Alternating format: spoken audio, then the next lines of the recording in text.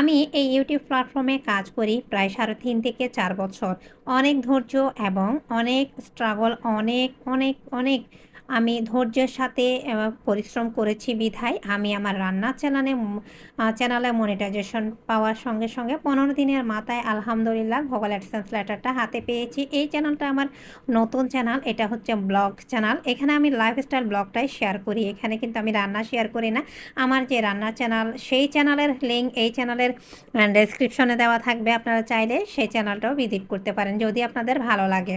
তো আসলে অনেকে ইউটিউব চ্যানেল ওপেন করার সঙ্গে তারা মনে করেন যে ইউটিউব চ্যানেল ওপেন করা মানেই কোটি টাকা। না, এই জায়গায় আপনি টাকা ইনকাম করবেন সেই চিন্তাভাবনা মাথা থেকে সম্পূর্ণ ঝেড়ে আপনি শুরুতে এটাই মনে করতে হবে, এটাই চিন্তা করতে হবে, এটা হচ্ছে আপনার ভালোবাসার জায়গা।